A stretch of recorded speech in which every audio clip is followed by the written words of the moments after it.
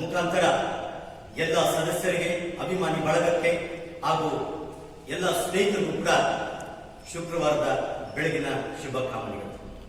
ಇಂದಿನ ಈ ಆನ್ಲೈನ್ ತರಗತಿಯ ಸುತ್ತ 108 ಅನುಮಾನಗಳ ಉತ್ತರ, ಈ ಒಂದು ಕಾರ್ಯಕ್ರಮಕ್ಕೆ ತಮಗೆಲ್ಲರಿಗೂ ಆತ್ಮೀಯವಾದ ಸುಸ್ವಾಗತ.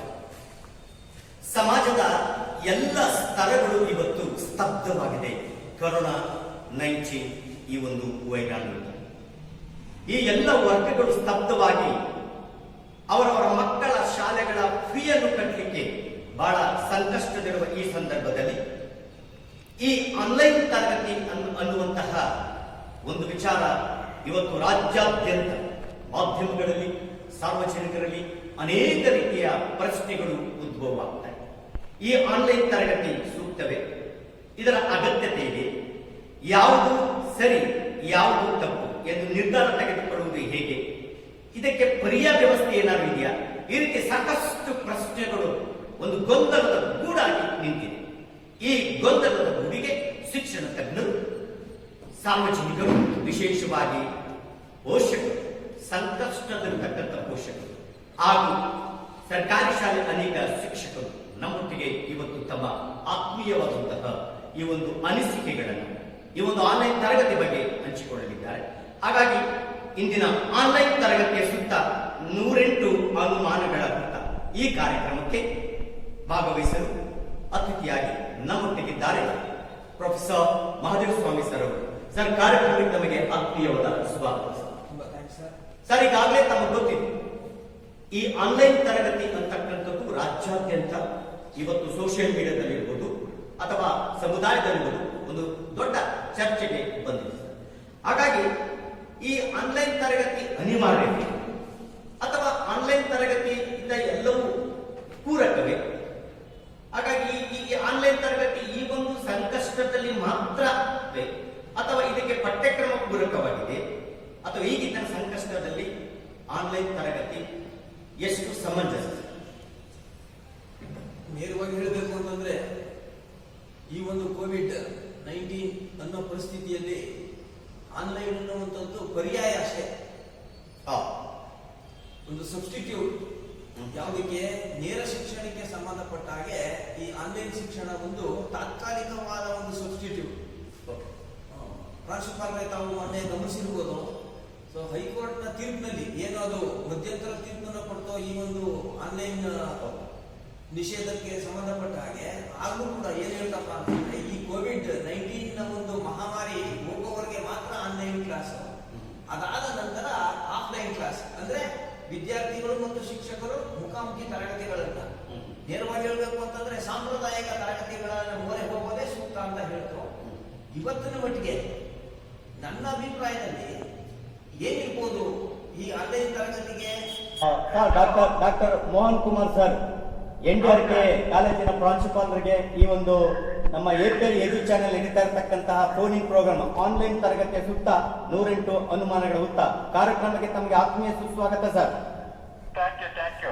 ಸರ್, ಈಗಾಗಲೇ ತಾವು ಶಿಕ್ಷಣ ತಜ್ಞರು ಹಾಗೂ ಸಂಶೋಧಕರು ಮತ್ತೆ BEd ಕಾಲೇಜಲ್ಲಿ ಸೈಕಾಲಜಿಯ ಪಾಠವನ್ನು ಮಾಡಿ ಸಾಕಷ್ಟು ಅನುಭವ ಇರತಕ್ಕಂಥವ್ರು. ಹಾಗಾಗಿ ಮಕ್ಕಳ ಸೈಕಾಲಜಿ ತಮಗೆ ಗೊತ್ತಿದೆ. ಅನೇಕ ಸಂಶೋಧಕರಾಗಿ ನೀವು PhD ಪದವಿಗೆ ತಾವು ಗೈಡ್ ಮಾಡಿದ್ದೀರಾ.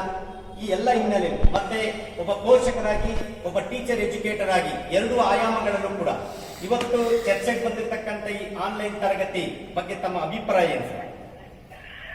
ಈಗ ಆನ್ಲೈನ್ ತರಗತಿ ನಾವು ಮಾಡಬೇಕಾದ್ದು ಅನಿವಾರ್ಯ ಆಗ್ಬಿಟ್ಟಿದೆ. ಇವತ್ತು ಅನಿವಾರ್ಯ ಯಾತಕ್ಕೆ ಅಂತಂದ್ರೆ ಇವತ್ತಿನ ಪರಿಸ್ಥಿತಿನಲ್ಲಿ ನಾವು ಆನ್ಲೈನ್ ಅನ್ನ ಬಿಟ್ಟರೆ ಬೇರೆದನ್ನ ಆಪ್ಟ್ ಮಾಡೋದಕ್ಕೆ ಕಷ್ಟ ಆಗ್ತಾ ಇದೆ.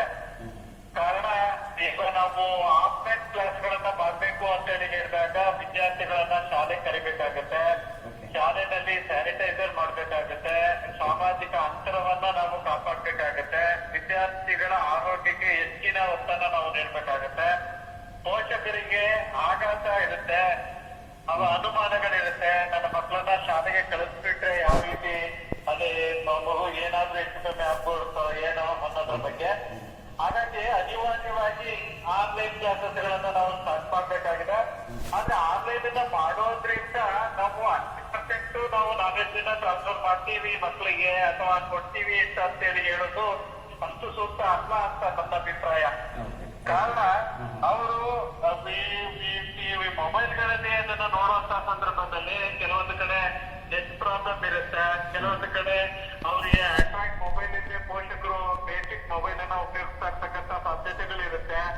ಇಂಥ ಸಂದರ್ಭದಲ್ಲಿ ನಾವು ಆನ್ಲೈನ್ 100% ರೀಚ್ ಆಗ್ತೀವಿ ಅಂತ ಅನ್ನೋದು ಹೇಳೋದು ತುಂಬಾನೇ ಕಷ್ಟ ಆಗುತ್ತೆ. ಆದ್ರೂ ಅನಿವಾರ್ಯವಾಗಿ ಇವತ್ತು ಮಾಡಲೇಬೇಕಾಗಿದೆ. ಎಲ್ಲರೂ ವೈಜ್ಞಾನಿಕವಾಗಿ ನಾವು ಬಹಳಷ್ಟು ಸಾಧನೆಗಳನ್ನ ಮಾಡಬೇಕಾಗಿರೋದ್ರಿಂದ, ಅಭಿವೃದ್ಧಿ ಹೊಂದುವಂತ ರಾಷ್ಟ್ರಗಳ ಜೊತೆನಲ್ಲಿ ನಾವು ಪೈಪೋಟಿಗಿಳಿಬೇಕಾಗಿರೋದ್ರಿಂದ ಮತ್ತು ಸಮಯವನ್ನ ಸದ್ಬಳಕೆಯನ್ನ ಮಾಡಿಕೊಂಡು ಮಕ್ಕಳನ್ನ ಶೈಕ್ಷಣಿಕವಾಗಿ ತೊಡಗಿಸ್ಕೋಬೇಕು ಅಂತ ಹೇಳಿ ಹೇಳಿದಾಗ ಈ ಒಂದು ಆನ್ಲೈನ್ ಕ್ಲಾಸ್ಗಳನ್ನ ಮಾಡ್ಬೇಕಾಗತ್ತೆ. ಇದಕ್ಕೆ ಪೋಷಕರ ಒಂದು ಒತ್ತಾಸೆಯಾಗಿ ನಿಲ್ಬೇಕಾಗಿದೆ. ಸರ್ಕಾರ ಅದಕ್ಕೆ ಬೇಕಾದಂತ ಸವಲತ್ತುಗಳನ್ನ ಕೊಡೋದ್ರ ಮುಖಾಂತರ ಮಕ್ಕಳಿಗೆ ಉಚಿತವಾದಂತ ಒಂದು ಇಂಟರ್ನೆಟ್ ಕನೆಕ್ಷನ್ ಅನ್ನ ಅಥವಾ ರೇಡಿಯೋ ರೀತಿಯಲ್ಲಿ ಅವ್ರಿಗೆ ಪ್ರೋಗ್ರಾಮ್ ಅನ್ನ ಮಾಡೋದ್ರ ಮುಖಾಂತರ ಅವ್ರಿಗೆ ಶಿಕ್ಷಣವನ್ನ ಕೊಡೋ ಪ್ರಯತ್ನವನ್ನ ಮಾಡ್ಬೇಕು. ಸೊ ಈ ದಿಶೆಯಲ್ಲಿ ನೀವು ಒಳ್ಳೆ ಪ್ರಯತ್ನವನ್ನ ಮಾಡಿದಿರಿ. ಆನ್ಲೈನ್ ಕ್ಲಾಸ್ಗಳನ್ನ ಮಾಡೋದ್ರ ಬಗ್ಗೆ ನಾವು ಈ ಕೆಲವರು ಕೇಳಿದಾಗ ಹೇಳ್ತಾರೆ 50% ನಮ್ಗೆ ಆಗೋದಿಲ್ಲ, ಮಾಡೋದೇ ಇಲ್ಲ ಅಂತ. ಅನಿವಾರ್ಯತೆ ಇದ್ದಾಗ ಪ್ರತಿಯೊಬ್ರು ಅದಕ್ಕೆ ಹೊಂದಾಣಿಕೆಯನ್ನ ಮಾಡ್ಕೋಬೇಕಾಗುತ್ತೆ. ಹೊಂದಾಣಿಕೆಯನ್ನ ಮಾಡ್ಕೊಂಡು ಆ ಒಂದು ಪಾಠ ಪ್ರವಚನಗಳನ್ನ ಕೇಳ್ಕೊಳ್ಳೋದ್ರ ಮುಖಾಂತರ ಮಕ್ಕಳ ಒಂದು ಭೌತಿಕ ಬೆಳವಣಿಗೆಗೆ, ಮಕ್ಕಳ ಭವಿಷ್ಯಕ್ಕೆ ಅನುಕೂಲ ಆಗುವ ರೀತಿಯಲ್ಲಿ ಬೇಕಾಗಿರ್ತಕ್ಕಂಥ ಜ್ಞಾನವನ್ನ ಒದಗಿಸ್ಕೊಡ್ಲಿಕ್ಕೆ ಇಂಥ ಒಂದು ವ್ಯವಸ್ಥೆ ಅನಿವಾರ್ಯ ಅಂತೇಳಿ ನನಗಾದ್ರೂ ಅನ್ಸುತ್ತೆ. ಓಕೆ, ಅಂದ್ರೆ ಈಗ ತಮ್ಮ ಅಂತಿಮ ಇದರ ಸಾರಾಂಶ ಅನ್ಕೊಂಡ್ರೆ ಸರ್, ಈಗ ತಾವು ಹೇಳ್ತಾ ಇರ್ತಕ್ಕಂಥ ಕಲಿಕೆ ನಿರಂತರವಾಗಿರ್ಬೇಕು. ಆದ್ರೆ COVID-19 ಈ ಸಮಸ್ಯೆಯಿಂದ ಕಲಿಕೆ ನಿರಂತರತೆಗೆ ತೊಂದರೆ ಆಗ್ಬಾರ್ದು. ಈ ಅನಿವಾರ್ಯತೆಯನ್ನ ಈ ರೀತಿ ಆನ್ಲೈನ್ ಅಲ್ಲಿ ಬಳಸ್ಕೊಂಡು ನಿರಂತರತೆಯನ್ನ ಕಾಪಾಡಿಕೊಂಡು ತದನಂತರ ಈ ಸಮಸ್ಯೆ ಹೊರಗೆ ಬಂದ ಕೂಡಲೇ ವರ್ಚುವಲ್ ತರಗತಿಗೆ ಹೋಗ್ಬೋದು ಅಂತ ತಾವು ವ್ಯಕ್ತಪಡಿಸ್ತಿದ್ದೀರಾ?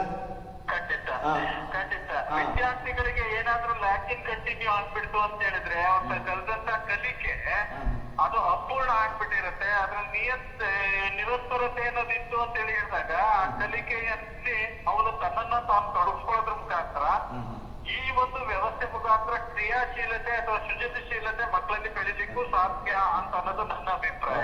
ಸರ್, ಈಗಾಗಲೇ ತಾವು ಅನೇಕ ಪುಸ್ತಕಗಳನ್ನ ಬರೆದಿದ್ದೀರಾ, ಮತ್ತೆ ಪ್ರಾಥಮಿಕ ಶಾಲಾ ಶಿಕ್ಷಣ ಕೂಡ ಕೆಲವು ಪುಸ್ತಕಗಳು ಬಹಳ ಹಿಂದೆ ಬರೆದಿದ್ರಿ ಅಂತ ನಮಗೆ ಮಾಹಿತಿ ಇದೆ.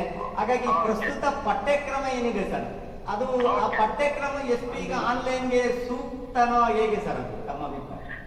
ಈ ಪಠ್ಯಕ್ರಮ ಅದು ಉಪಾಧ್ಯಾಯನ ಮೇಲೆ ಅವಲಂಬಿತ ಆಗಿರ್ತದೆ.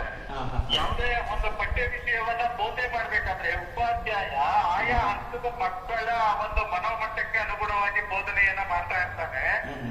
ಆದ್ರಿಂದ ಈ ಬದಲಾದಂತಹ ವ್ಯವಸ್ಥೆಯಲ್ಲಿ ತನ್ನದೇ ಆದಂತಹ ತಾಂತ್ರಿಕತೆ, ವೈಜ್ಞಾನಿಕತೆ, ಭೌತಿಕತೆಗಳನ್ನ ಬಳಸ್ಕೊಳ್ಳೋದ್ರ ಮುಖಾಂತರ ಮಕ್ಕಳ ಮಾನಸಿಕ ಮಟ್ಟವನ್ನ ಅರ್ಥ ಮಾಡ್ಕೊಂಡು ಅವ್ರಿಗೆ ಸುಲಭವಾಗಿ ಅದನ್ನ ತಲುಪಿಸೋ ಪ್ರಯತ್ನವನ್ನ ಮಾಡ್ತಾನೆ.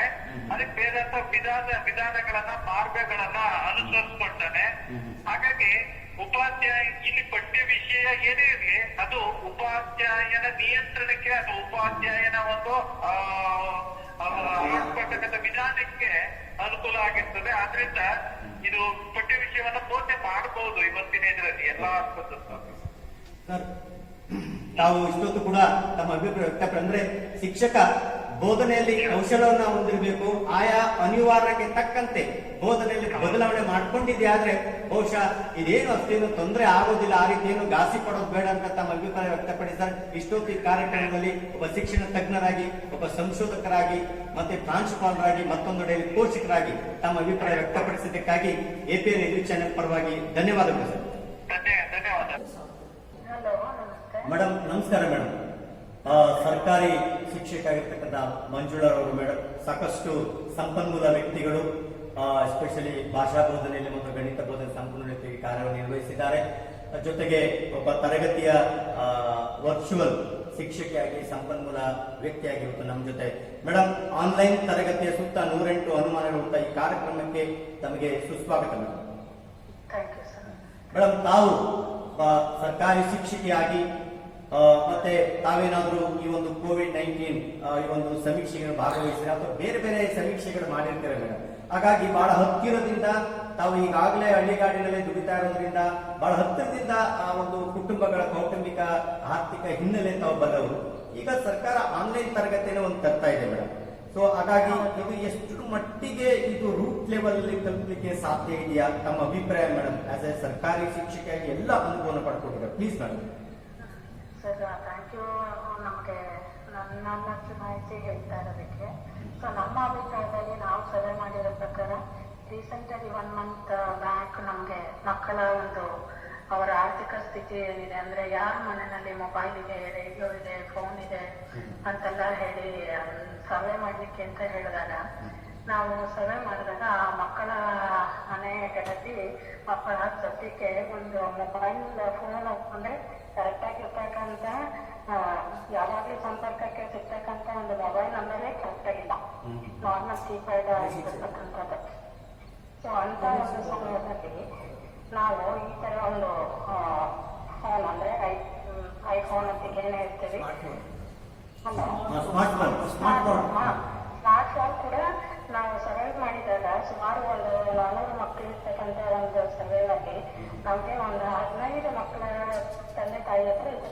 ಅದು ಅಷ್ಟೇ 15 ಮಕ್ಕಳ ತಂದೆ ತಾಯಿ ಹತ್ರ ಸ್ಮಾರ್ಟ್ ಫೋನ್ ಇದೆ. ಅದು ಏನಂದ್ರೆ ರೀಚಾರ್ಜ್ ಮಾಡ್ಕೊಳ್ಲಿಕ್ಕೆ ಆಗಿಲ್ಲ ಅವರಿಗೆ, ಸ್ಮಾರ್ಟ್ ಫೋನ್ ಇದೆ ಅಷ್ಟೇ, ನೆಟ್ ಹಾಕಿಲ್ಲ. ಕೀಪ್ಯಾಡ್ ಮೊಬೈಲ್ಗಳಿಗೆ ಅವಲಭ್ಯ ಇದೆ, ಆದ್ರೆ ಆ ಕೀಪ್ಯಾಡ್ ಮೊಬೈಲ್ಗಳ ಇನ್ಕಮಿಂಗ್ ಕಾಲು ಬಹಳ ಆಗಿದೆ. ರೀಸನ್ ಏನಂದ್ರೆ ಕೂಲಿ ಇಲ್ಲದೆ ಹೊರಗಡೆ ಅದಕ್ಕೆ ರೀಚಾರ್ಜ್ ಮಾಡ್ಲಿಕ್ಕೆ ಇವತ್ತು 350 ರೂಪಾಯಿ ಬೇಕು. ಸೊ ಅದು ಅವಕಾಶ ಇಲ್ಲ ಇರೋದ್ರಿಂದ ಅವರ ಒಂದು ಸ್ಥಿತಿ ಈ ತರ ಇದೆ. ಮತ್ತೆ ಅಟ್ಲೀಸ್ಟ್ ರೇಡಿಯೋ ಇದೆಯಾ ಅಥವಾ ಇನ್ನು ಲ್ಯಾಪ್ಟಾಪ್ ಇದೆಯಾ ಮತ್ತೆ ಫೋನ್ ಇದೆಯಾ ಅಂತೆಲ್ಲ ನೋಡಿದಾಗ ಅದ್ರಲ್ಲೂ ಕೂಡ ಖಂಡಿತವಾಗ್ಲೂ ಎಲ್ಲೋ ತುಂಬಾ ಸ್ವಲ್ಪ ಇದಾಗಿರೋ 1-2 ಕೇಸ್ ಇರ್ಬೋದೇನೋ. ಅದು ಕಂಪ್ಯೂಟರ್ ಇರ್ತಕ್ಕಂಥದ್ದು, ಲ್ಯಾಪ್ಟಾಪ್ ಯಾವ ಮನೆಗಳಿಂದ, ಟಿವಿ ನಡೀತಾ ಇರೋದು ಕೆಲವೇ ಮನೆಗಳಲ್ಲಿ, ರೇಡಿಯೋ ಅಂತೂ ಇಲ್ಲವೇ ಇಲ್ಲ. ಅದು ಅದು ಟಿವಿದೀಗ ಕೇಬಲ್ ಕಟ್ಬೇಕಲ್ಲ ಮೇಡಮ್, ಅದು ಸಮಸ್ಯೆ ಬಂದಿದೆ. ಅದಕ್ಕೋಸ್ಕರನೇ ಪಾಪ ಟಿವಿನೂ ಕೂಡ ಇಲ್ಲ. ಏನಂದ್ರೆ ಇವ್ರು ಏನ್ ಹೇಳ್ತಾರೆ ಅಂದ್ರೆ ಓಪನ್ ಆಗೋದು ಏನ್ ಹೇಳ್ತಾರೆ, ಮೇಡಮ್ ಪಕ್ಕದ ಮನೆಗೆ ವೈರ್ ಹೋಗಿದೆಯಲ್ಲ ಮೇಡಮ್, ಆ ವೈರಲ್ಲೇ ನಾವು ಒಂಚೂರು ನಮ್ ಮನೆ ಮೇಲೆ ಹಾದೋಗಿದ್ರೆ ಬರ್ತದೆ ಮೇಡಮ್ ಅಂತ ಕನೆಕ್ಟ್ ಮಾಡ್ಕೊಡ್ತೇವೆ ಮೇಡಮ್. ಆದ್ರೂ ಏನಾದ್ರೂ ಅವರು ಸೈನ್ ಡೈರೆಕ್ಟ್ ಅದು ಇದು ಹಾಕೊಂಡಿದ್ರೆ ಬರಲ್ಲ ಮೇಡಮ್. ಕೆಲವು ಚಾನಲ್ಸ್ ಮಾತ್ರ ನ್ಯೂಸ್ ಅಲ್ಲೇ ಹೋಗಿ ಕೇಳ್ಕೊಂತೀವಿ. ಅದು ನಮ್ ಕಡೆ ತಿರುಗಿದಾಗ ಅಕ್ಕಪಕ್ಕ ಮನೆಗಳಲ್ಲ, ಮನೆಗಳಲ್ಲ, ಹಂಗಾಗಿ ಸಿಗ್ತದೆ ಮೇಡಮ್ ಅಷ್ಟೇ. ನಮ್ಮಲ್ಲೆಲ್ಲ ಆಗಲ್ಲ ಮೇಡಮ್ ಅದು ನಮ್ಮ ಮಕ್ಕಳಿಗೆ ಅಂತ ಹೇಳ್ತಾರೆ. ಸೊ ನಮ್ಗೆ ಸರ್ವೇಲೆ ಆಗಿರೋದ್ರಿಂದ ಇವ್ರು ಯಾವ ರೀತಿ ಮಾಡ್ತಾ ಇದಾರೆ ಆನ್ಲೈನ್, ಮತ್ತೆ ನಮ್ದು ಅದಕ್ಕೆ ತರಬೇತಿ ಕೊಡ್ತಾ ಇದೆ.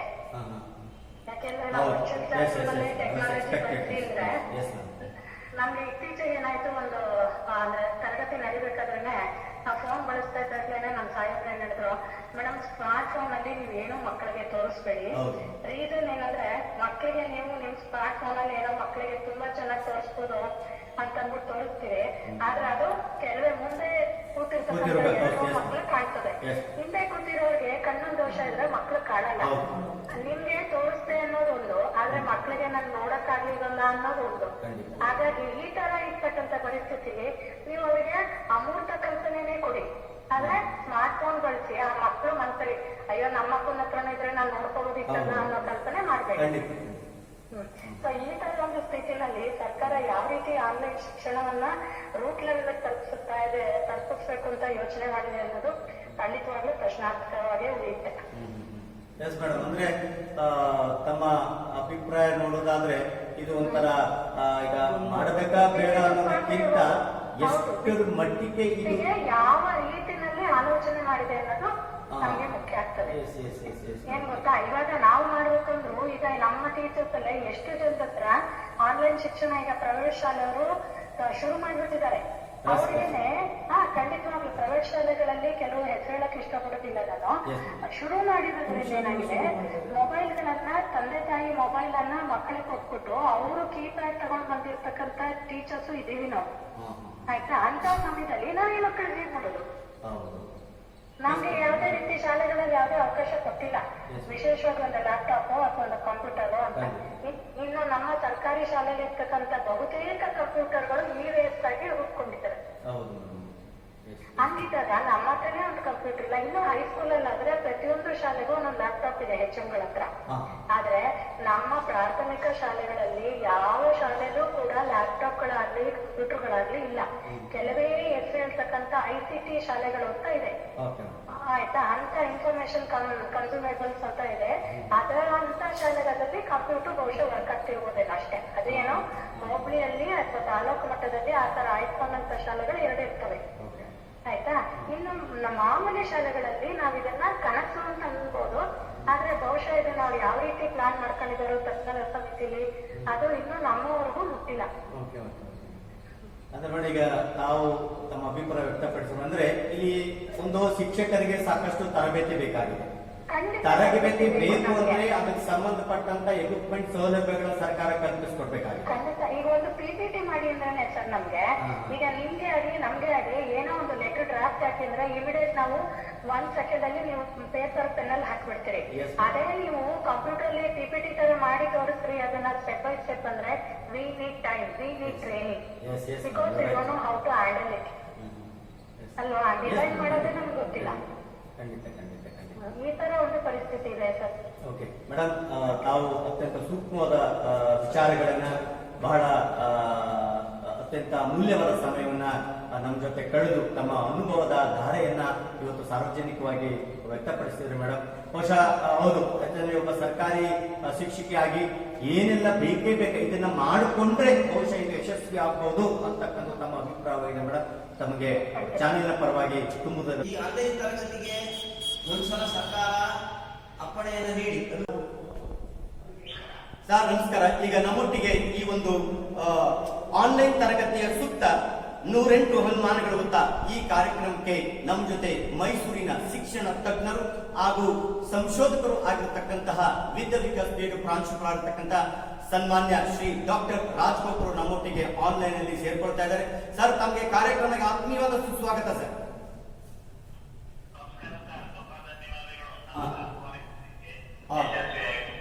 ಓಕೆ ಸರ್, ಈಗ ಸಮಾಜದಲ್ಲಿ ಕಳೆದ 1 ತಿಂಗಳಿಂದ ಆದ್ರೂ 1-2-3 ದಿನಗಳಿಂದ ಈ ಆನ್ಲೈನ್ ತರಗತಿ ಬಗ್ಗೆ ಸಾಕಷ್ಟು ಸೋಷಿಯಲ್ ಮೀಡಿಯಾದಲ್ಲಿ, ಸಾರ್ವಜನಿಕದಲ್ಲಿ, ಸಮುದಾಯದಲ್ಲಿ ಚರ್ಚೆ ಆಗ್ತಾ ಇದೆ ಸರ್. ತಾವು ಕೂಡ ಖಾಸಗಿ ಚಾನೆಲ್ ಬಗ್ಗೆ ಮಾತನಾಡಿದ್ರಿ ಸರ್. ಈಗ ಈ ಆನ್ಲೈನ್ ತರಗತಿ ಎಷ್ಟು ಸೂಕ್ತ, ಮತ್ತೆ ಪ್ರಸ್ತುತ ಪಠ್ಯಕ್ರಮ ಈ ಒಂದು ಆನ್ಲೈನ್ ತರಗತಿಗೆ ಸೂಕ್ತವಿದೆ ಸರ್? ತಾವು ಶಿಕ್ಷಣ ತಜ್ಞರು, ಅದಲ್ಲದೆ ತಾವು ಸೈಕಾಲಜಿ ಪಾಠ ಮಾಡತಕ್ಕಂಥವ್ರು. ಸೈಕಾಲಜಿ ಅಂತ ಹೇಳುವಾಗ ಮಗುವಿನ ದೈಹಿಕ ವಯಸ್ಸು, ಮಗುವಿನ ಮಾನಸಿಕ ವಯಸ್ಸು, ಮಗುವಿನ ಕಲಿಕೆಯ ಸಾಮರ್ಥ್ಯ, ಇದು ಮೂರನ್ನು ತಾವು ಒಬ್ಬ ಸಂಶೋಧಕರಾಗಿ, ಸೈಕಾಲಜಿ ಪಾಠ ಮಾಡೋರಾಗಿ ತಮ್ಮ ಅಭಿಪ್ರಾಯ ತಾವು ಸಾರ್ವಜನಿಕರಿಗೆ ತಿಳಿಸಬೇಕು ಸರ್. ಹೇಳಿ ಸರ್.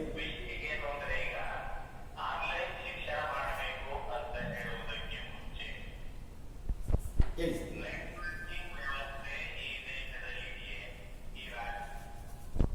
ಎಸ್ ಸರ್, ಖಂಡಿತ.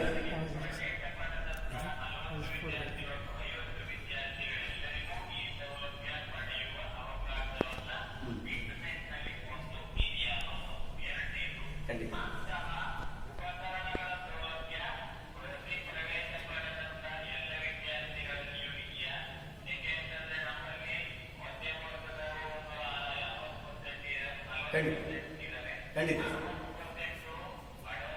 ಖಂಡಿತ ಹೌದು.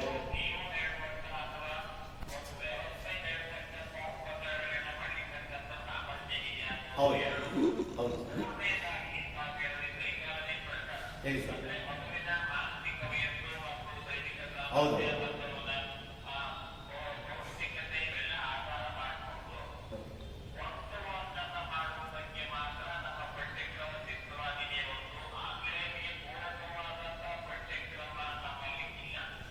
Okay sir. ಹಾಂ ಹಾಂ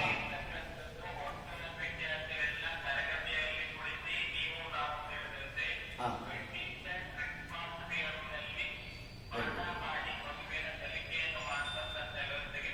ಎಸ್ ಖಂಡಿತ ಹೌದೌದು ಹೌದು.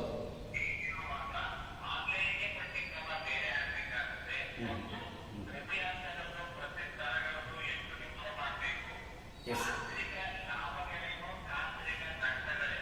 Very good.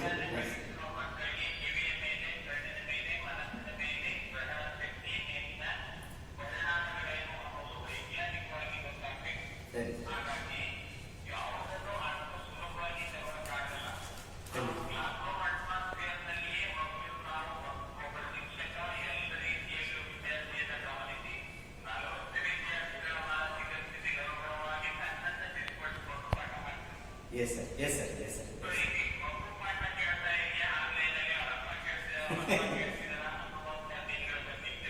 ಖಂಡಿತ ಹೌದು. ಹಾಂ ಸರಿ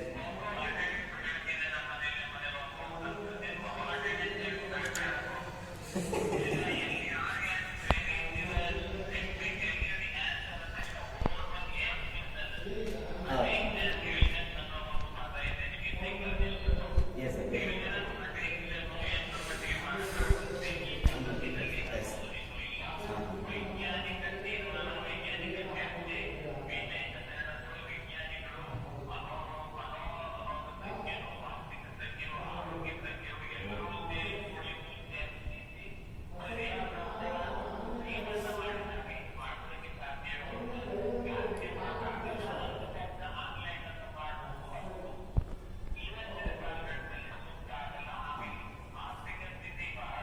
ಹೌದು ಹೌದು ಹೌದು ಹೌದು ಹೌದು ಹೌದು ಹೌದು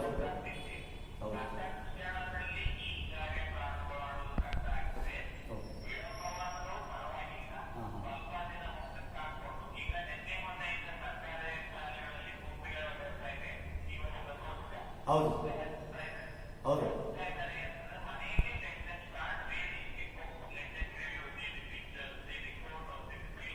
ಎಸ್ ಎಸ್ ಹೌದು ಖಂಡಿತ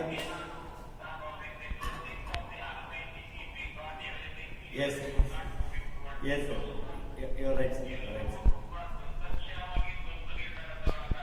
ಹೌದು ಎಸ್ ಹೌದು ಹೌದು ಹೌದು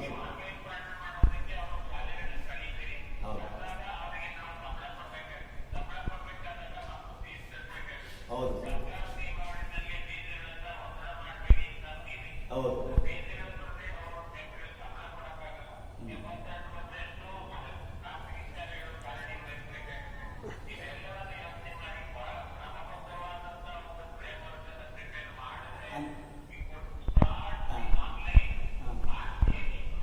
partial for the time so ಆದ್ರೆ ಈಗ ತಮ್ಮ ಕೊನೆ ಅಭಿಪ್ರಾಯ ಫಾರ್ ದ ಟೈಮ್ ಬೀಯಿಂಗ್ ಅಂತೀರ ತಾವು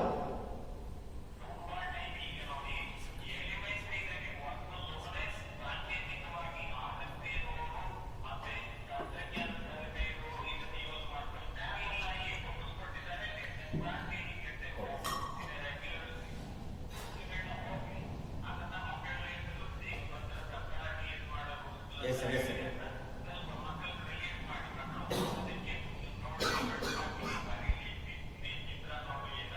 ಖಂಡಿತ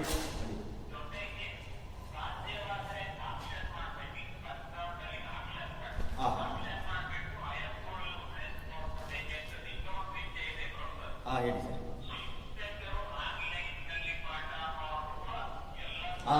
ಎಸ್ ಸರ್ ತಮ್ಮಿಂದ ಈ ಪ್ರಶ್ನೆನ ತನ್ನ ನಿರೀಕ್ಷೆ ಮಾಡ್ತಾ ಇದ್ದೀನಿ. ಇದಕ್ಕೆ ಸಂಬಂಧಪಟ್ಟ ತರಬೇತಿನ ನೀಡಿದ್ದೇವ ನಾವು ಅಂತಕ್ಕಂಥದ್ದು.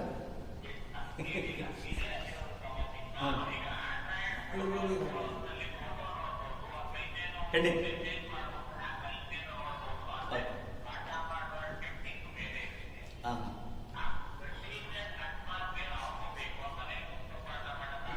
ಆಗಲ್ಲ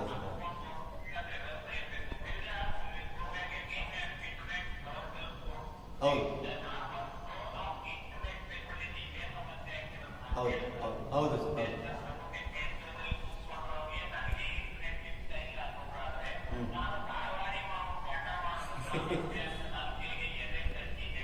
ಖಂಡಿತ ಖಂಡಿತ ಖಂಡಿತ ಖಂಡಿತ ಸರ್ ಥ್ಯಾಂಕ್ ಯು ಸರ್. ತಾವು ತಮ್ಮ ಅಭಿಪ್ರಾಯನ ಬಹಳ ಅದ್ಭುತವಾಗಿ ಒಬ್ಬ ಶಿಕ್ಷಣ ತಜ್ಞನಾಗಿ ಒಬ್ಬ ಮನೋವಿಜ್ಞಾನಿಯಾಗಿ ಅದನ್ನು ಸೈಕಾಲಜಿ ಪಾಠ ಮಾಡ್ತಾ ಇದ್ದೀರಾ. ಮತ್ತೆ ಪ್ರತಿಯೊಬ್ಬ ವಯಸ್ಸಿನ ಒಂದು KG ಇಂದ ಹಿಡಿದು 10ನೇ ತರಗತಿಯ ವಿದ್ಯಾರ್ಥಿ ಮಾನಸಿಕ ಮಟ್ಟವನ್ನು ತಿಳ್ಕೊಂಡು ಬಹಳ ಅದ್ಭುತವಾಗಿ ತಮ್ಮ ಅನಿಸಿಕೆಯನ್ನು ವ್ಯಕ್ತಪಡಿಸಿದರೆ ಸರ್. ಬಹುಶಃ ಇದು ಸಾರ್ವಜನಿಕವಾಗಿ ರೀಚ್ ಆಗಿದೆ. ಮುಂದಿನ ದಿನಗಳಲ್ಲಿ ಇದು ಎಷ್ಟು ಮಂದಿ ಸಹಕಾರ ಆಗ್ತದೆ ನೋಡೋಣ ಸರ್. ಸರ್ ಧನ್ಯವಾದಗಳು ಸರ್ ತಮ್ಮ ಕಾರ್ಯಕ್ರಮದಲ್ಲಿ ಭಾಗವಹಿಸಿದ್ದಕ್ಕೆ. ಹಲೋ ಹಲೋ ನಮಸ್ಕಾರ ಮೇಡಮ್, ತಮ್ಮ ಹೆಸರು? ಗೀತಾ ಅಂತ ಹೇಳಿ. ಮೇಡಮ್ ತಾವು ಪೇರೆಂಟಾ ಮೇಡಮ್? ಅಲ್ಲ, ಗ್ರ್ಯಾಂಡ್ ಪೇರೆಂಟ್. Grand parent. ಓ ಮೇಡಮ್, ತಮಗೆ ಆನ್ಲೈನ್ ತರಗತಿಯ ಸುತ್ತ 108 ಅನುಮಾನಗಳು ಈ ಕಾರ್ಯಕ್ರಮಕ್ಕೆ ತಮಗೆ ಆತ್ಮೀಯದ ಸ್ವಾಗತ ಮೇಡಮ್. ತಮ್ಮ ಮಕ್ಕಳು ಓದ್ತಾ ಇದ್ದಾರೆ ಮೇಡಮ್? ಮೊಮ್ಮಕ್ಕಳು? ಹೌದು, ನನ್ನ ಮೊಮ್ಮಗಳು ಫಸ್ಟ್ ಸ್ಟ್ಯಾಂಡರ್ಡ್ ಓದ್ತಾ ಇದ್ದಾಳೆ. ಓಕೆ. ಬಟ್ ಆನ್ಲೈನ್ ಕ್ಲಾಸ್ ಅಂದಾಗ ಏನಾಗುತ್ತೆ ಅಂತಂದ್ರೆ ಪೇರೆಂಟ್ಸ್ ಇಬ್ರು ಕೆಲ್ಸಕ್ಕೆ ಹೋಗೋದ್ರಿಂದ ಮನೆಯಲ್ಲಿ ಯಾರು ಒಬ್ರು ಪಕ್ಕದಲ್ಲೇ ಕೂತು ಆ ಮಗುನೇ ಹೇಳ್ಕೊಡ್ಬೇಕಾಗುತ್ತೆ. ಯಾಕಂದ್ರೆ ಆ ಮಗುಗೆ ಯಾವ್ದು ಓಪನ್ ಮಾಡ್ಬೇಕು, ಯಾವ ತರದಲ್ಲಿ ಓದ್ಬೇಕು, ಯಾವ ತರದಲ್ಲಿ ಮಾಡ್ಬೇಕು ಅನ್ನೋದು ಗೊತ್ತಾಗಲ್ಲ. ಮತ್ತೆ ಕಣ್ಣುಗಳು ತುಂಬಾ ಸೂಕ್ಷ್ಮ. ಮೇನ್ ಬೇಕಾಗಿರೋದು ಮಕ್ಕಳಿಗೆ ಕಣ್ಣೆಂದು ನೀವು ಮೂರತ್ತು ಇದೇ ನೋಡ್ತಾ ಇದ್ದಾಗ ಏನಾಗುತ್ತೆ, ಕಣ್ಣುಗಳು ಹಾಳಾಗುತ್ತೆ. ಯಾಕೆ ಅಂತಂದ್ರೆ ಮಕ್ಕಳಿಗೆ ಒಂದು ಟೀಚರ್ಸ್ ಗಳು ಮಾಡೋ ರೀತಿನೇ ಬೇರೆ, ಇಲ್ಲಿ ಆನ್ಲೈನ್ ಅಲ್ಲಿ ಕ್ಲಾಸ್ ಗಳು ಮಾಡೋ ರೀತಿನೇ ಬೇರೆ. ತುಂಬಾ ಕಷ್ಟ ಆಗುತ್ತೆ. ಮತ್ತೆ ಅದ್ರ ಎಕ್ಸ್ಪ್ಲನೇಷನ್ ಬೇರೆಯವರು ಕೊಡ್ಬೇಕಾಗುತ್ತೆ. ಎಲ್ಲಾರ್ಗು ಮೊಬೈಲ್ ಇರಲ್ಲ ಮನೇಲಿ, 1-2 ಮೊಬೈಲ್ ಇರುತ್ತೆ, ಅವ್ರವ್ರು ಇಟ್ಕೊಂಡು ಹೋಗಿರ್ತಾರೆ. ಗ್ರ್ಯಾಂಡ್ ಪೇರೆಂಟ್ಸ್ ಅಂತಿದ್ದವ್ರು ಏನಾಗುತ್ತೆ, ಕೈಯಲ್ಲಿ ಮಾಮೂಲಿ ನಾರ್ಮಲ್ ಮೊಬೈಲ್ ಇರುತ್ತೆ, ಅವರಿಗೆಲ್ಲ ಮೊಬೈಲ್ ಇರಲ್ಲ. ಅವಾಗ ಆನ್ಲೈನ್ ಕ್ಲಾಸ್ ಕಳಿಸಿದಾಗ ತುಂಬಾನೇ ಕಷ್ಟ ಆಗುತ್ತೆ ಸರ್. ಎಸ್ ಮೇಡಮ್, ತಾವು ಹೇಳ್ತಾ ಇದ್ದಾರೆ ಮಕ್ಕಳ ಆರೋಗ್ಯದ ದೃಷ್ಟಿಯಿಂದ ಮತ್ತೆ ಪೋಷಕರು ಇಬ್ಬರು ಕೂಡ ದುಡಿಯುವ ಸಂದರ್ಭಗಳ ಕುಟುಂಬಗಳೇ ಹೆಚ್ಚಾಗಿರೋದ್ರಿಂದ ಬಹುಶಃ ಇದು ಅಷ್ಟು ಸೂಕ್ತವಲ್ಲ ಅಂತಕ್ಕಂಥದ್ದು. ಮತ್ತು ಈ ವಯೋಮಾನಕ್ಕೆ ಅಂದ್ರೆ ತಮ್ಮ ಪ್ರಕಾರ 1ರಿಂದ 5ನೇ ತರಗತಿವರೆಗೆ ಇದು ಬೇಡ ಅಂತಾನೆ ಮೇಡಮ್? ಅಲ್ವೇ ಅಲ್ಲ, ಮಕ್ಕಳಿಗೆ 1ರಿಂದ 5 ಮಕ್ಕಳು ಇನ್ನು ಹಾಳುಗಲ್ಲದ ಮಕ್ಕಳು, ಇನ್ನು ಅಲ್ಲೇ ಬಿದ್ದಿರಲ್ಲ. ಆ ಮಕ್ಕಳಿಗೆ ಕಣ್ಣುಗಳು ಇನ್ನು ಆಗ ಕಣ್ಬಿಟ್ಟು ಪ್ರಪಂಚ ಹೇಗೆ ಅಂತ ನೋಡ್ತಾ ಇರೋ ಮಕ್ಕಳದ್ದು ಕಣ್ಣು ಹಾಳಾಗುತ್ತೆ. ಮೇನ್ ಹೇಳ್ತಾ ಇರೋದು ಕಣ್ಣಿಂದು. ಮತ್ತೆ ಎಲ್ಲಾ ಪೇರೆಂಟ್ಸ್ ಗಳು ಹೊರಗಡೆ ಹೋದಾಗ ಎಲ್ಲಾ ಗ್ರ್ಯಾಂಡ್ ಪೇರೆಂಟ್ಸ್ ಗಳು ಎಜುಕೇಟೆಡ್ ಆಗಿರಲ್ಲ. ಆ ಮಗುಗೆ ಕೂತ್ಕೊಂಡು ಅಮ್ಮ ಇದೇನಿದು ಅದೇನದು ಅಂತಂದಾಗ ಅಮ್ಮ ಮಗು ಏನ್ ನೋಡ್ತಾ ಇದೆ ಅನ್ನೋದು ಗ್ರ್ಯಾಂಡ್ ಪೇರೆಂಟ್ಸ್ ಗೊತ್ತಿರಲ್ಲ. ನಾನು ಆನ್ಲೈನ್ ಕ್ಲಾಸ್ ನೋಡ್ತಾ ಇದ್ದೀನಿ ಅಂತಾರೆ. ಬಟ್ ಆ ಮಗು ಕಾರ್ಟೂನು ನೋಡ್ಬೋದು, ಇನ್ನೊಂದು ನೋಡ್ಬೋದು, ಯಾವ್ದಾದ್ರು ಆಗ್ಬೋದು. ದಯವಿಟ್ಟು ಆನ್ಲೈನ್ ಕ್ಲಾಸ್ ಬೇಡ. ಅಂದ್ರೆ ಕಥೆಯಲ್ಲಿ ಮಕ್ಕಳನ್ನ ಒಂದು ಸರಿದಾರಿ ನಮ್ಮ ನಾಡು ನುಡಿ ಸಂಸ್ಕೃತಿಯ ಬಗ್ಗೆ ಅಜ್ಜಿ ತಾತಂದ್ರು ಮಾಹಿತಿ ಹೇಳ್ಬೇಕಾದಂತ ಅಜ್ಜಿ ತಾತಂದ್ರು ಅವ್ರ ಜೊತೆ ಕೂತ್ಕೊಂಡು ಆನ್ಲೈನ್ ನೋಡುವಂತ ಪರಿಸ್ಥಿತಿ ನಿರ್ಮಾಣ ಆಗೋದು ಬೇಡ ಅಂತ ತಾವು ಯಾಕಂದ್ರೆ ಎಲ್ಲಾ ಅಜ್ಜಿ ತಾತಂದಿರು ಎಜುಕೇಟೆಡ್ ಇರಲ್ಲ. ಆಯ್ತಾ? ಮತ್ತೆ ಆನ್ಲೈನ್ ಬಗ್ಗೆ ಅದು ಯೂಟ್ಯೂಬ್ ಅಲ್ಲಿ ಯಾವ ತರ ಓಪನ್ ಮಾಡ್ಬೇಕು, ಅದು ಹೇಗೆ ಇರ್ಬೇಕು ಅನ್ನೋದು ಆ ಗ್ರ್ಯಾಂಡ್ ಪೇರೆಂಟ್ಸ್ ಗೊತ್ತಿರಲ್ಲ. ಮತ್ತೆ ಗ್ರ್ಯಾಂಡ್ ಪೇರೆಂಟ್ಸ್ ಗಳು ಏನ್ ಮಾಡ್ತಾರೆ ಅಂದ್ರೆ ಒಂದು ರಿಸೀವ್ ಮಾಡಕ್ಕೆ ಮೊಬೈಲ್ ಬೇಕು ಇಟ್ಕೊಂಡಿರ್ತಾರೆ. ಅವ್ರಗಳಿಗೆ ಆವಾಗ ಆ ಮಗುನ ಕೂರಿಸಿ ಅದಕ್ಕೆ ಇದನ್ನ ಮಾಡಿಸೋದೆಲ್ಲ ತುಂಬಾನೇ ಕಷ್ಟ ಸರ್. ಆನ್ಲೈನ್ ಕ್ಲಾಸ್ 99 ಅಲ್ಲ 100% ಬೇಡ ಅನ್ಸುತ್ತೆ. ಮೇಡಮ್, ತಮಗೆ ಧನ್ಯವಾದ madam. Being A grand parent ಅಂದ್ರೆ ಆ ಮಕ್ಕಳ ಒಬ್ಬ ಸೀನಿಯರ್ ಸಿಟಿಸನ್ ಆಗಿ ತಮ್ಮ ಅನುಭವದ ಮಾತನ್ನು ವ್ಯಕ್ತಪಡಿಸಿದ್ರೆ ತಮಗೆ ಕಾರ್ಯಕ್ರಮ ಭಾಗವಹಿಸಿ ಅನುಭವನ ಹಂಚಿಕೊಂಡಿದ್ದಕ್ಕೆ ಧನ್ಯವಾದಗಳು ಮೇಡಮ್. ಚಾನಲ್ ಹಲೋ ಹಲೋ ನಮಸ್ತೆ ಸರ್, ಈ ಒಂದು ICT ಅಂದ್ರೆ ಶಿಕ್ಷಣದಲ್ಲಿ ತಂತ್ರಜ್ಞಾನದ ಬಳಕೆ ಬಗ್ಗೆ ಸಾಕಷ್ಟು ಅನುಭವ ಇರತಕ್ಕಂತಹ ಶ್ರೀ ರಘುವೀರ್ ಸರ್ ಅವರು ನಮ್ಮ ಜೊತೆ ಈ ಕಾರ್ಯಕ್ರಮಕ್ಕೆ ಸೇರ್ಕೊಳ್ತಾ ಇದ್ದಾರೆ. ಸರ್, ಕಾರ್ಯಕ್ರಮಕ್ಕೆ ನಮಗೆ ಆತ್ಮೀಯವಾದ ಸ್ವಾಗತ ಸರ್. ಈಗ ಆನ್ಲೈನ್ ತರಗತಿ ಈಗಾಗಲೇ ಸಾಕಷ್ಟು ನೀವು ICT ಬಗ್ಗೆ ಅನುಭವ ಇರ್ತಕ್ಕಂಥವರು, ಮತ್ತೆ ಈಗಾಗಲೇ ಎಷ್ಟು GB ಬೇಕಾಗುತ್ತೆ ಏನು ಅಂತ. ಈಗ 10ನೇ ತರಗತಿಯ ವಿದ್ಯಾರ್ಥಿಗೆ 3 ಅವಧಿಗಳು 3 ಗಂಟೆಗಳ ಕಾಲ ಪಾಠ ಅಂತ ಹೇಳುವಾಗ ಈ ಆರ್ಥಿಕವಾಗಿ ಇಲ್ಲಿ ಮತ್ತು ತಾಂತ್ರಿಕವಾಗಿ ಎಷ್ಟು GB ಬೇಕಾಗ್ತದೆ, ಅದು ಏನು ಖರ್ಚಾಗುತ್ತೆ, ದಯವಿಟ್ಟು ತಿಳಿಸಿ ಸರ್. Thank you sir. ಮೊದಲನೇದಾಗಿ technology as a ICT teacher ಆಗಿ ಮೊದಲನೇದಾಗಿ ಟೀಚರ್ಗೆ ಹಾಗೂ ಸ್ಟೂಡೆಂಟ್ಸ್ಗೆ ಟೆಕ್ನಿಕಲ್ ಇಶ್ಯೂಸ್ ಮತ್ತೆ ಟೆಕ್ನಿಕಲ್ ಟ್ರೈನಿಂಗ್ಸ್ ಬಹಳ ಇಂಪಾರ್ಟೆಂಟ್ ಸರ್. ಯಾಕೆಂತಂದ್ರೆ ಟೆಕ್ನಾಲಜಿನ ನಾನು ಹೆಂಗ್ ಬಳಸಬೇಕು, ಝೂಮ್ ಆ್ಯಪ್ ಅನ್ನ ಹೆಂಗ್ ಬಳಸಬೇಕು, ಆ ನೆಟ್ಟನ್ನ ಹೆಂಗ್ ಕನೆಕ್ಟ್ ಮಾಡ್ಕೋಬೇಕು, ಅದೇ ಮಗುವಿಗೆ ಅಥವಾ ಟೀಚರ್ಗೆ ಗೊತ್ತಾಗಲಿಲ್ಲ ಅದು ಕಷ್ಟ. ನಂಬರ್ 2, ನೆಟ್ವರ್ಕ್ ಇಶ್ಯೂಸ್ ಇದೆ. ಈಗಾಗಲೇ ನಾವು TV ಚಾನಲ್ ನೋಡ್ತಾ ಇದ್ದೀವಿ, ಎಷ್ಟೋ ಹಳ್ಳಿಗಳಲ್ಲಿ ಮಕ್ಕಳು ನೆಟ್ವರ್ಕ್ ಸಿಗದೇನೆ ಮರದ ಮೇಲೆಲ್ಲ ಹತ್ಕೊಂಡು ಕೂತ್ಕೊಂಡು ಪಾಠ ಕೇಳಕ್ ಹೋಗಿ ಬಿದ್ದು ಕಾಲ್ ಹಾಕೊಂಡಿರೋದು ನಾವು ನೋಡ್ತಾ ಇದ್ದೀವಿ. ಸೊ ಆದ್ರಿಂದ ನೆಟ್ವರ್ಕ್ ಇಶ್ಯೂಸ್ ತುಂಬಾ ಇರುತ್ತೆ. ನಂಬರ್ 3, ನೀವು ಮಾತಾಡ್ತಾ ಇದ್ರಿ ಎಷ್ಟು GB ಖರ್ಚಾಗುತ್ತೆ, ಎಷ್ಟು ನೆಟ್ ಎಷ್ಟು ಖರ್ಚಾಗುತ್ತೆ ಅಂತ. ಈಗ ಮಾರ್ಕೆಟ್ ಅನ್ನ ನಾವು ನೋಡೋದಾದ್ರೆ 1 GB ನೆಟ್ ತಗೋಬೇಕು ಅಂದ್ರೆ 43 ರೂಪಾಯಿ ಖರ್ಚು ಮಾಡಬೇಕು ಸರ್. ಸೊ ಈ 43 ರೂಪಾಯಿ ಖರ್ಚು ಮಾಡಬೇಕು. ಫಾರ್ ಎಕ್ಸಾಂಪಲ್ ಈ ಶ್ರೀಮಂತರ ಹತ್ರ ಎಲ್ಲ ಒಂದು ತಿಂಗಳ ಗಟ್ಟಲೆ ವರ್ಷದ ಗಟ್ಟಲೆ ಅವರು ಮೊದಲೇ ಹಾಕ್ಸ್ಕೊಂಡ್ಬಿಟ್ಟಿರ್ತಾರೆ, ಪ್ರೀಪೇಡ್ ಪೋಸ್ಟ್ ಪೇಡ್ ಅದರಲ್ಲಿ. ಆದ್ರೆ ಒಬ್ಬ ಸಾಮಾನ್ಯ ಮನುಷ್ಯ 1 GB ನೆಟ್ಗೆ 43 ರೂಪಾಯಿ ಖರ್ಚು ಮಾಡ್ಬೇಕು ಅಂದ್ರೆ ಅವನು ದಿನದ 3 ಗಂಟೆ ತರಗತಿನ ಕೇಳಬೇಕು, ಇಲ್ಲ ಅಂದ್ರೂ ಸುಮಾರು 3 ರಿಂದ 5 GB ಬೇಕು. ಸೊ ಈ 3ರಿಂದ 5 GB ಲೆಕ್ಕ ಹಾಕೊಳ್ಳಿ, 5 3 5 4 20 200 ರೂಪಾಯಿ ಬೀಳುತ್ತೆ ಸರ್ ಪರ್ ಡೇ. ಆದ್ರೆ ಹಳ್ಳಿಯಲ್ಲಿ ಕೂಲಿಗೆ ಹೋಗ್ತಕ್ಕಂಥ ಪೋಷಕರು ಡೈಲಿ ಮಗುವಿಗೆ 150ರಿಂದ 200 ರೂಪಾಯಿನ ಕೊಟ್ಟು ನೆಟ್ಟನ್ನು ಹಾಕಿಸಿ ಪಾಠನ ಕಲೀಲಿಕ್ಕೆ ಅನುಕೂಲ ಮಾಡ್ಕೊಡ್ತಾರ.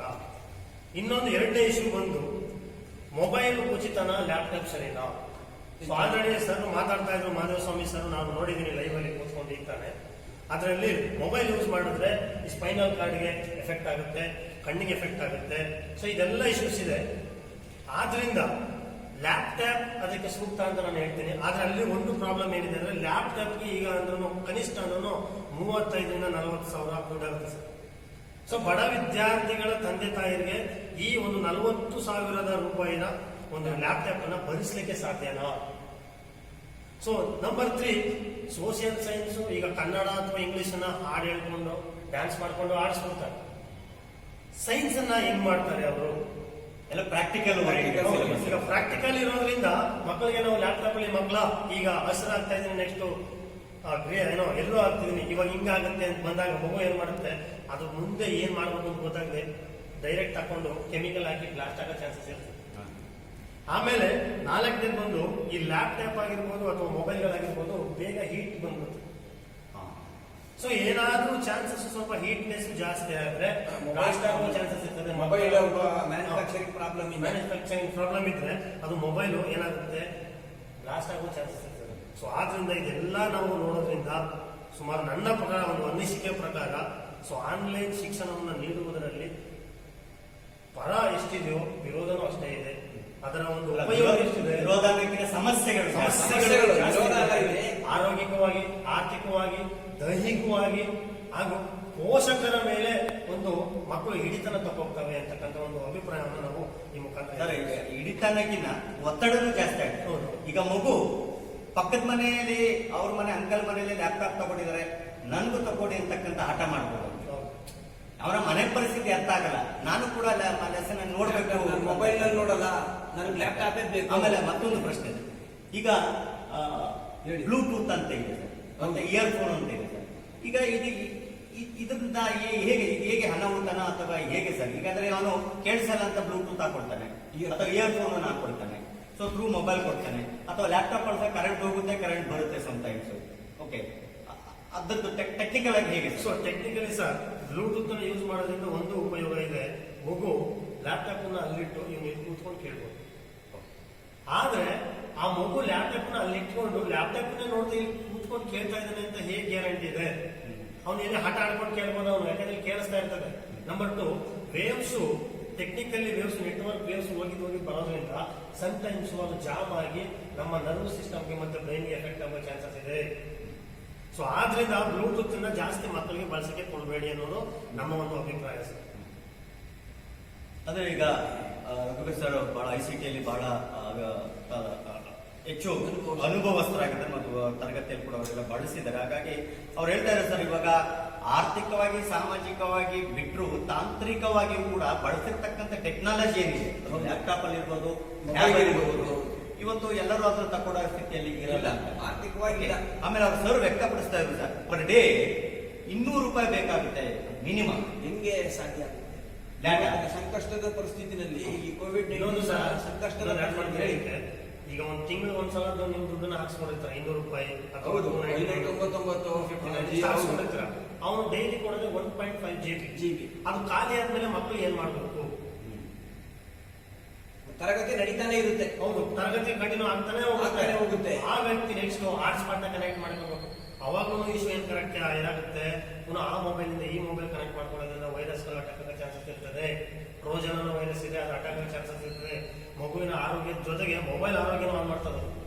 ಕೆಲವೊಂದು ಕಂಪ್ನಿಗಳು ಡಾಟಾನ ಸಪರೇಟ್ ಆಗಿ ಕೊಡ್ತಾರೆ, ಅದಕ್ಕೂ ದುಡ್ಡು ಕಟ್ಟಬೇಕು. ಹೌದು, ಈ 599 ರೂಪಾಯಿ 390 ರೂಪಾಯಿ ಅಲ್ಲದೆ 1.5 GB ಅಥವಾ 2 GB ಡಾಟಾ ತೀರೋಯ್ತು ಅಂದ ತಕ್ಷಣನೇ ಸಡನ್ ಆಗಿ ಬೇಕು ಅನ್ನೋದಾದ್ರೆ ಏನ್ ಮಾಡ್ಬೇಕಾಗುತ್ತೆ, ಬೇರೆ ದುಡ್ಡನ್ನ ಪ್ರತ್ಯೇಕವಾಗಿ ಕಟ್ಟಿ ಆ ಡಾಟಾನ ತಗೋಬೇಕಾಗುತ್ತೆ.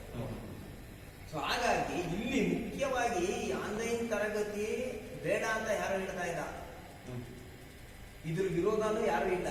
ಆದ್ರೆ ಸೂಕ್ತ ವ್ಯವಸ್ಥೆಗಳನ್ನ ಮಾಡಿ ಮತ್ತೆ ಜನರ ಆರ್ಥಿಕ ಪರಿಸ್ಥಿತಿಯನ್ನ ಗಮನದಲ್ಲಿ ಇಟ್ಕೊಂಡು ಈಗ BPL ಕಾರ್ಡ್ ಇದೆ, ಅಕಸ್ಮಾತ್ ಆ ಮಕ್ಕಳುಗಳ ಶಾಲೆಯಲ್ಲಿ ಓದ್ತಾ ಇರ್ತಾರೆ ಕುಟುಂಬದವರು, ಸರ್ಕಾರ ಉಚಿತವಾಗಿ ಡೇಟಾನ ಕೊಡ್ಲಿ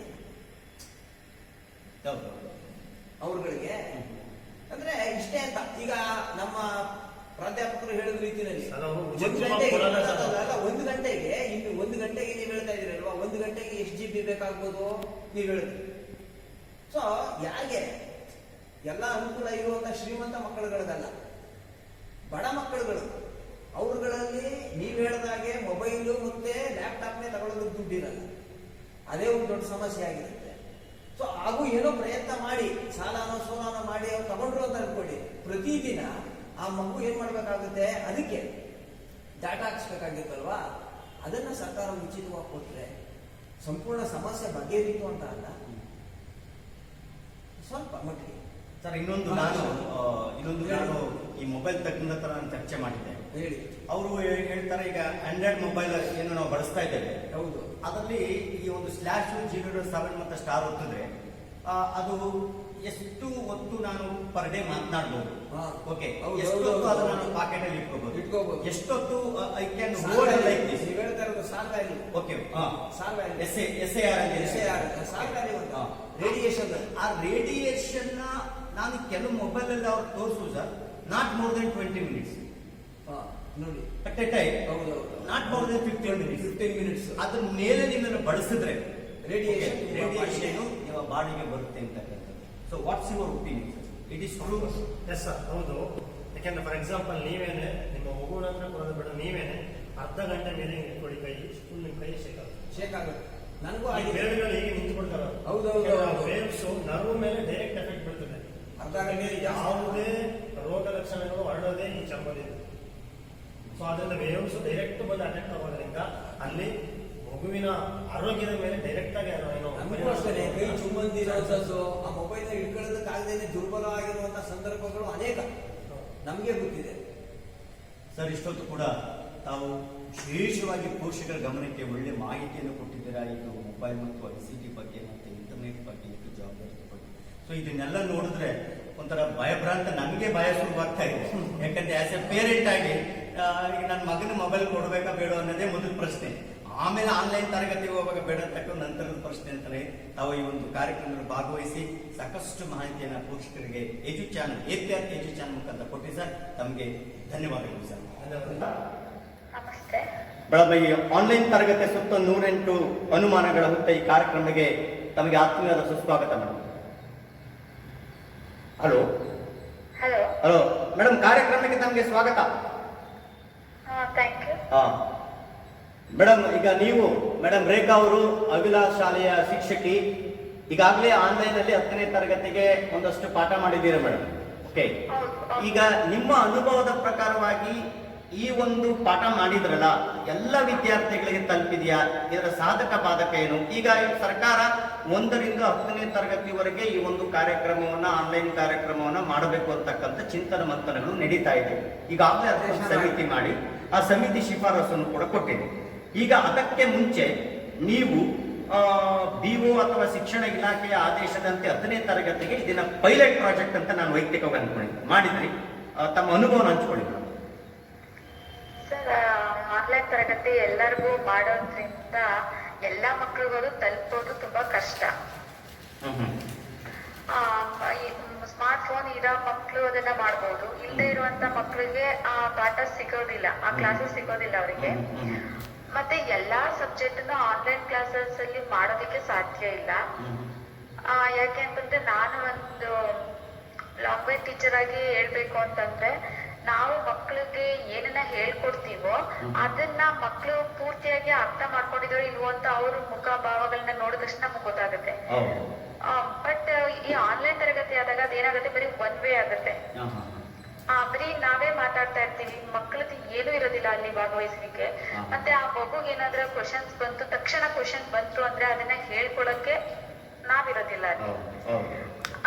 ಪುನಃ ನಾವು ಪೂರ್ತಿ ಎಲ್ಲ ಮುಗಿದ ಕ್ಲಾಸ್ ಎಲ್ಲ ಮುಗಿದ ನಂತರ ನಾವು ಕ್ವಶನ್ ಏನಾದ್ರೂ ಇದ್ರೆ ನಮ್ಗೆ ಕಳ್ಸಿ ಅಂತ ನಾವು ಆನ್ಲೈನ್ ಅಲ್ಲಿ ಕೇಳ್ಕೊಂಡ್ರು ಆ ಮಗು ಯಾರು ಕೂಡ ಕಳ್ಸೋದಕ್ಕೆ ರೆಡಿ ಇರೋದಿಲ್ಲ ಅವಾಗ. ಆ ಕ್ಷಣದಲ್ಲಿ ಬಂದಂತ ಕ್ವಶನ್ ಇನ್ನೊಂದ್ಸಲ ಆ ಮಗುಗೆ ಬರೋಕ್ ಸಾಧ್ಯ ಇಲ್ಲ. ಮತ್ತೆ ಇದನ್ನ ಅಂದ್ರೆ ನಮ್ಗೆ ಇಷ್ಟ ಬಂದಂಗೆ ನಾವು ಕ್ಲಾಸ್ ಮಾಡ್ಕೊಂಡು ಹೋದ್ರು ಆ ಮಗುಗೆ ಅರ್ಥ ಆಗದೆ ಇದ್ದಾಗ ಆ ಮಗುಗ್ ಮಾಡಿ ಏನು ಪ್ರಯೋಜನ ಇಲ್ಲ. ಮತ್ತೆ ಆನ್ಲೈನ್ ತರಗತಿನ ಎಲ್ಲರಿಗೂ ಅದು ಉಪಯೋಗಕ್ಕೆ ಬರುತ್ತೆ ಅನ್ನೋದು ತಪ್ಪು.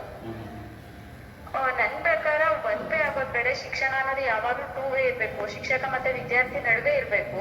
ಆದ್ರೆ ಇಲ್ಲಿ ಬರೀ ಶಿಕ್ಷಕ ಮಾತ್ರ ಮುಂದೆ ಹೋಗ್ತಾ ಇರ್ತಾನೆ, ವಿದ್ಯಾರ್ಥಿ ಎಲ್ಲಿರ್ತಾನೋ ಅಲ್ಲೇ ಇರ್ತಾನೆ. ಮತ್ತೆ ಇದಾದ ನಂತರ ಲಾಕ್ಡೌನ್ ಓಪನ್ ಆದ್ಮೇಲೆ ಪುನಃ ಕ್ಲಾಸಸ್ ಶುರುವಾಗುತ್ತೆ. ಆಗ ಮಕ್ಳು ಏನನ್ ಕಲ್ತಿದ್ದಾರೆ ಏನನ್ ಕಲ್ತಿಲ್ಲ ಅನ್ನೋದು ಶಿಕ್ಷಕನಿಗೆ ಗೊತ್ತಿಲ್ಲದೆ ಇದ್ದಾಗ ಅವನೇನ್ ಮಾಡ್ತಾನೆ? ಶಿಕ್ಷಕ ಏನ್ ಮಾಡಕ್ ಸಾಧ್ಯ? ಆನ್ಲೈನ್ ತರಗತಿ ಬೇಕಾಗಿಲ್ಲ, ವ್ಯರ್ಥ. ಅದು ವೇಸ್ಟ್ ಅಂತಲ್ಲ. ಈ ಸಂದರ್ಭದಲ್ಲಿ ಈ ಸಂದರ್ಭದಲ್ಲಿ ಆನ್ಲೈನ್ ತರಗತಿ ಅಷ್ಟು ಉಪಯುಕ್ತ ಅಲ್ಲ ಅನ್ನೋದು ನನ್ನ ಅನಿಸಿಕೆ. ಓಕೆ ಮೇಡಮ್, ಅಂದ್ರೆ ಈಗ ತಮ್ಮ ಅನುಭವದ ಪ್ರಕಾರವಾಗಿ ಈ ಆನ್ಲೈನ್ ಏನು ಬೋಧನೆ ಮಾಡ್ತೇವೆ ಅದು ತಲುಪದವರಿಗೆ ತಲುಪುತ್ತೆ, ತಲುಪದವರಿಗೆ ಇಲ್ಲ, ಸಿಕ್ತವ್ರು ಸೇರುಂಡೆ ಅಂತ ನಿಮ್ ಪ್ರಕಾರ? ಹೌದು ಸರ್. ಮತ್ತೆ ಪುನಃ ವಾಪಸ್ ಬಂದು ಮೇಡಮ್ ನನಗೆ ಅರ್ಥ ಆಗಿಲ್ಲ ಅಂದ್ರೆ ಮತ್ತೆ ನೀವು ರೂಟ್ ಲೆವೆಲ್ ಇಂದ ಶುರು ಮಾಡ್ಬೇಕು ಅಂತ ಹೌದು. ಮೇಡಮ್, ಈಗ ನೀವು ಪಾಠ ಮಾಡಿದ್ಮೇಲೆ ಮಕ್ಕಳಿಗೆ ರೀಡಿಂಗ್ ಅಂತ ಇದೆ. ಹೌದು. ಈ ಆನ್ಲೈನ್ ಅಲ್ಲಿ ಅವನು ಓದ್ತಾನೋ ಓದೋರೋ ಗೊತ್ತಿಲ್ಲ, ಹೌದು. ಹೌದಲ್ಲ ಮೇಡಮ್? ಹೌದೌದು. ಮತ್ತೆ ತರಗತಿಲ್ಲ ಆದ್ರೆ ನೀವು ಓದಿಸಿ ಅವನ ಉಚ್ಚಾರಣೆಯನ್ನ ಸರಿ ಮಾಡ್ಬೋದು ಅಂತ, ಹೌದಲ್ಲ? ಹೌದು. ಅಕ್ಷರ ಜ್ಞಾನನ ನಾವು ಕಂಡುಹಿಡಿಯೋದಕ್ಕೆ ಕಷ್ಟ ಆಗುತ್ತೆ ಆನ್ಲೈನ್ ತರಗತಿ ಆದ್ರೆ. ಯಾರು ಓದಕ್ ಬರುತ್ತೆ ಬರಲ್ಲ ಅನ್ನೋದು ಯಾವ್ದು ಗೊತ್ತಾಗೋದಿಲ್ಲ. ಎಲ್ಲಾ ಮಕ್ಳು ಒಂದೇ ದೃಷ್ಟಿಯಲ್ಲಿ ನಾವು ಓದ್ಬೇಕಾಗುತ್ತೆ. ಆ ಮಗು ಓದಲ್ಲ ಅಥವಾ ಈ ಮಗು ಓದಲ್ಲ ಅಂತ ನಾವು ವಿಶೇಷವಾಗಿ ಅವರಿಗೆ ಗಮನ ಕೊಟ್ಟು ಅವ್ರಿಗೆ ಏನು ಮಾಡ್ಸೋದಕ್ಕೆ ಸಾಧ್ಯ ಆಗೋದಿಲ್ಲ ಆನ್ಲೈನ್ ಕ್ಲಾಸಸ್ ಅಲ್ಲಿ. ಅದನ್ನ ಅದೇ ಕೆಲಸದಲ್ಲಿ ನಾವೇನೇ ವರ್ಕ್ ಕೊಟ್ಟರು ಅದು ಅವನೇ ಮಾಡ್ತಾನೆ ಅನ್ನೋದಕ್ಕೆ ಏನ್ ಗ್ಯಾರಂಟಿ? Exactly right. ಈ ಪಾಯಿಂಟ್ ನಾವು ಎಕ್ಸ್ಪೆಕ್ಟ್ ಮಾಡ್ತಾ ಇದ್ದೀವಿ ನಿಮ್ಮಿಂದ. ಹೌದು, ನೀವು ಕೊಟ್ಟಿರ್ತಕ್ಕಂಥ ಚಟುವಟಿಕೆನ ಯಾರಾದ್ರೂ ಮಾಡ್ಬೋದು. ಹೌದು, ಮಾಡ್ಬಿಟ್ಟು ಮಗು ಕಳಿಸ್ಬೋದು ನಮಗೆ ನಾನ್ ಮಾಡಿದ್ದು ಅಂತ ಅಂದ್ಬಿಟ್ಟು. ಬಟ್ ಮಗುಗೆ ಏನ್ ಗೊತ್ತು ಅನ್ನೋದು ನಮಗ್ ಗೊತ್ತಾಗಲ್ಲ. ಓಕೆ ಮೇಡಮ್, ಲಾಸ್ಟ್ ಪ್ರಶ್ನೆ madam, you don't mind. Madam, ಈಗ ನಿಮ್ಮಲ್ಲಿ FA1 FA2 ಅಂತ ಇದೆ. ಬಹುಶಃ ಈ ತರಗತಿ ಪ್ರಾರಂಭ ಆಗೋವರೆಗೆ ಈ FA1 FA2ನ ತಾವು ತರಗತಿಗೆ ಬಂದು ಅಂದ್ರೆ ಶಾಲೆಯಲ್ಲಿ ಕೂತ್ಕೊಂಡು ಇದನ್ನೇನಾದ್ರೂ ಚಟುವಟಿಕೆ ಆಧಾರಿತವಾಗಿ ಮಾಡ್ಬೋದಾ ಆನ್ಲೈನ್ ಅಲ್ಲಿ? ಅಂದ್ರೆ ಅದಕ್ಕೂ FA1 FA2 ಮಾಡ್ಬೇಕು ಅಂತ ಅಂದ್ರೂ ಅದ್ರಲ್ಲಿ ನಮ್ಗೆ ಬರೋದು ಒಂದು ಅವ್ರು ಪ್ರಾಜೆಕ್ಟ್ ವರ್ಕ್ ಮಾಡ್ತಾರೆ, ಇನ್ನೊಂದು ಟೆಸ್ಟ್ ಮಾಡ್ಬೇಕು. ಸೊ ಮಗು ಟೆಸ್ಟ್ ಮಾಡ್ಬೇಕು ಅಂದ್ರೆ ಅವನು ಶಾಲೆಗೆ ಬರ್ಲೇಬೇಕು, ಲೆಸನ್ ಆಗ್ಲೇಬೇಕು. ಲೆಸನ್ ಆಗ್ಬೇಕು ಒಂದು. ಬಟ್ ಆ ಮಗು ಶಾಲೆಗೆ ಬಂದ್ರೇನೆ FA1 ಟೆಸ್ಟ್ ಆಗೋದಕ್ಕೆ ಸಾಧ್ಯ. ಪ್ರಾಜೆಕ್ಟ್ ವರ್ಕ್ ನ ನಾವು ಬೇಕಾದ ಆನ್ಲೈನ್ ಅಲ್ಲಿ ಮಾಡ್ಬೋದು. ಪ್ರಾಜೆಕ್ಟ್ ವರ್ಕ್ ಇದನ್ನ ಮಾಡುವಂತ ನಾವು ಟಾಪಿಕ್ ಕೊಟ್ಟು ಆ ಮಗು ಟಾಪಿಕ್ ನ ಮಾಡ್ಕೊಂಡ್ ಬರ್ಬೋದು. ಆದ್ರೆ ಆ ಮಗು ಟೆಸ್ಟ್ ಮಾಡ್ಬೇಕು ಅಂದ್ರೆ ಅಟ್ಲೀಸ್ಟ್ ಒಂದ್ ಮಿನಿಮಮ್ ಅಂತ ಕ್ಲಾಸಸ್ ಇರುತ್ತಲ್ಲ ಆ ಕ್ಲಾಸಸ್ ನ ಮಾಡಿ ಒಂದ್ 2 ಲೆಸನ್ ಅಥವಾ 3 ಲೆಸನ್ ಕಂಪ್ಲೀಟ್ ಆಗಿ ಟೆಸ್ಟ್ ಕೊಡೋವರೆಗಾದ್ರೂ ಆ ಮಗು ಶಾಲೆಗೆ ಬರ್ಬೇಕು. Madam, as A teacher virtual class room ಮಾಡಿ ಆನ್ಲೈನ್ ಕ್ಲಾಸ್ ರೂಮ್ ಮಾಡಿ ಎರಡು ಅನುಭವವನ್ನು ಕೂಡ ಒಟ್ಟಾಗಿ ಸೇರಿಸಿ ತಾವು ಇವತ್ತು ನಮ್ಮ ಏಪರ್ ಎದು ಚಾನಲ್ ಮುಖಾಂತರವಾಗಿ ಈ ಒಂದು ಆನ್ಲೈನ್ ತರಗತಿಯ ಸುತ್ತ 108 ಅನುಮಾನಗಳ ಉತ್ತ ಈ ಕಾರ್ಯಕ್ರಮ ತಮ್ಮ ಅಭಿಪ್ರಾಯ ಹಂಚಿಕೊಂಡಿದ್ದಕ್ಕೆ ಚಾನಲ್ ಪರವಾಗಿ ಧನ್ಯವಾದಗಳು ಸರ್. ಸಂಸ್ಥೆಗಳನ್ನು ಕೂಡ ಕಾಪಾಡ್ತಾ ಎಲ್ಲವನ್ನು ಕೂಡ ಒಟ್ಟಾಗಿ ತಂದು ಒಂದು ನೆಲಗಟ್ಟಿನಲ್ಲಿ ನಿಲ್ಲಿಸಿ ಶಿಕ್ಷಣ ಕೊಡುವ ಪ್ರಯತ್ನವನ್ನ ಸರ್ಕಾರ ಇಲಾಖೆ ವಿಶೇಷವಾಗಿ ಕಂಡುಕೊಳ್ಳುತ್ತೆ ಅಂತ ಹೇಳ್ತಾ, ಹಾಗೂ ವಿಶೇಷವಾಗಿ ಶಿಕ್ಷಣ ತಜ್ಞರು ಏನ್ ಕೊಟ್ಟಿದ್ದಾರೆ ಶಿಫಾರಸುಗಳು ಬಹುಶಃ ಅಲ್ಲಿ ನನಗನ್ನಿಸ್ತದೆ ಈ ಪಠ್ಯಕ್ರಮ ರಚನೆ ಮಾಡಿದಂತ ACRT ನಿರ್ದೇಶಕರು ಅಥವಾ ಒಂದು ಸಂಪನ್ಮೂಲ ಇದ್ದಿದ್ರೆ ಅದು ಇನ್ನೂ ಕೂಡ ಚೆನ್ನಾಗಿರ್ತದೆ. ಯಾಕಂತ ಹೇಳಿದ್ರೆ ಆ ಪಠ್ಯಕ್ರಮ ರಚನೆ ಮಾಡಿದ್ರು ಒಬ್ರು ಕೂಡ ಅಲ್ಲಿ ಸಮಿತಿಯಲ್ಲಿ ಇಲ್ಲ. ಹಾಗಾಗಿ ಅವರು ಒಬ್ರು ಇದ್ದಿದ್ರೆ ಬಹುಶಃ ಯಾವ ತರಗತಿಗೆ ಇದು ಸೂಕ್ತ ಅಂತಕ್ಕಂಥ ಒಂದು ಅಭಿಪ್ರಾಯ ವ್ಯಕ್ತಪಡಿಸಲು ನಾನು ವೈಯಕ್ತಿಕವಾಗಿ ಬದಲಾವಣೆ ಆಗ್ತಿತ್ತು ಏನೋ ಸ್ವಲ್ಪ. ಹಾಗಾಗಿ ಪಠ್ಯಕ್ರಮದ ಶಿಕ್ಷಣ ತಜ್ಞ ಹೇಳಿದ್ರು ಇವತ್ತಿನ ಪಠ್ಯಕ್ರಮಕ್ಕೆ ಆನ್ಲೈನ್ ಸೂಕ್ತ ಎಲ್ಲವನ್ನ ಇವತ್ತು ಸಾರ್ವಜನಿಕವಾಗಿ ನೋಡಿದ್ದೀವಿ, ಕೇಳಿದ್ದೇವೆ. ಬಹುಶಃ ಇಲಾಖೆ ಮುಂದಿನ ಸರ್ಕಾರದ ಒಳಗೂಡಿ ಒಂದು ಸೂಕ್ತ ನಿರ್ಧಾರಕ್ಕೆ ಬರುತ್ತೆ ಅಂತ ಹೇಳ್ತಾ ಎಲ್ಲ ವೀಕ್ಷಕರು APR ಎದು ಚಾನಲ್ ಪರವಾಗಿ ಎಲ್ಲ ವೀಕ್ಷಕರಿಗೂ ಕಾರ್ಯ ಮಾಡಿದಂತವರು ಭಾಗವಹಿಸುವ ಎಲ್ಲರಿಗೂ ಧನ್ಯವಾದಗಳು. ಶೈಕ್ಷಣಿಕ ಸಮಸ್ಯೆ ನಿಮ್ಮದು, ಪರಿಹಾರ ನಮ್ಮದು. ನಮಸ್ಕಾರ. ಈ ಕಾರ್ಯಕ್ರಮ